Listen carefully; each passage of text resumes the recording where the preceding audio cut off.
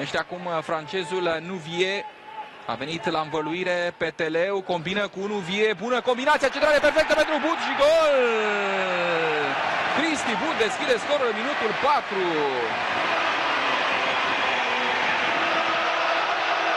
Excelentă acțiune a formației lui Vasile Miriuță. O combinație foarte, foarte bună între fundașul stânga Andrei Peteleu și mijlocașul de pe aceeași parte, Brian Nouvier, urmată de un asist al francezului pentru Cristi Bud, care înscrie pentru a doua oară în acest sezon. Încă o dată pasa foarte bună a lui Peteleu și centrarea excelentă a lui Nouvier, care trimite mingea pentru Cristi Bud între doi jucători ai oaspeților, între fundașii central, mai precis, în acest campionat. Recuperează aici Juan Carlos, pasă pentru Cristi Bud, gol!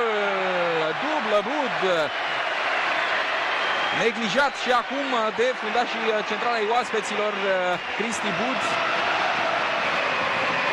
Iată, înscrie din nou în debutul părții, în debutul unei reprize. Golul a venit în minutul 50.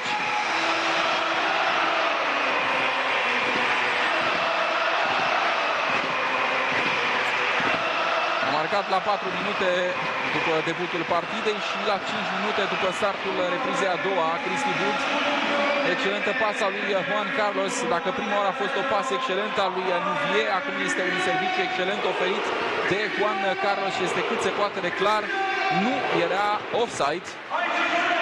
Se afla în poziție regulamentară Bud, iar Rus controlează mingea și centrează excelent pentru Nouvier. Bară Bud încă o dată într-un coechipier Bud. A treia oară pentru CFR Cluj, marchează Cristi Bud. E minutul 57. 3 goluri Bud, al treilea a venit din două încercări. Prima oară a șutat într-un coechipier. Lucrurile merg extraordinar pentru CFR.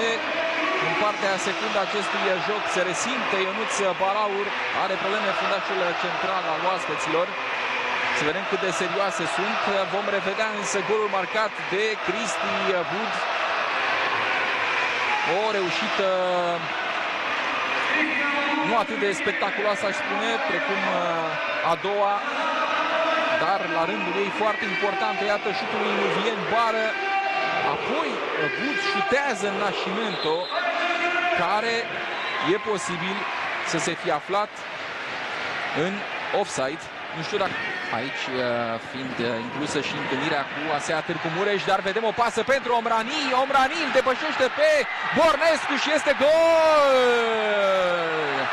Omrani marchează la debut și nu sare el în brațele lui Miriuță, se întâmplă invers. Asta am văzut la un meci al voluntariului în sezonul trecut cu Ganea și Hamed Kone la o victorie a Ilfovenilor în fața Stelei. Omrani marchează la puțină vreme după ce a fost introdus pe teren și este faultat de colegi. Ce debut pentru francezi. 4-0 pentru CFR.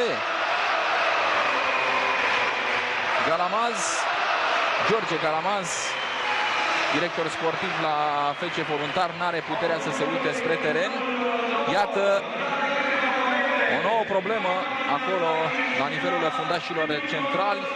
O lansare care, dacă am văzut bine, a aparținut lui Ionuț Larie. Omrani scăpat singur. Ionuț Larie bate această lovitură liberă. Centrează Ionuț Larie și este gol! Marchează până la urmă și Gomelt. 5-0 pentru CFR Cluj. Cel mai consistent succes al ardelenilor din acest sezon și una dintre cele mai categorice victorii din ultimele campionate pentru CFR Cluj, aproape de acel 6-0 reușit cu FC Botoșani în returul play-out-ului de trupa pregătită la acea vreme de Toni Conceição. Acum, cu Miriuță antrenor, CFR Cluj se impune cu 5-0 în fața celor de la FC Voluntari. Bud a reușit o triplă, a marcat în minutele 4, 50 și 57. Omrani la debut a înscris și el în minutul 70.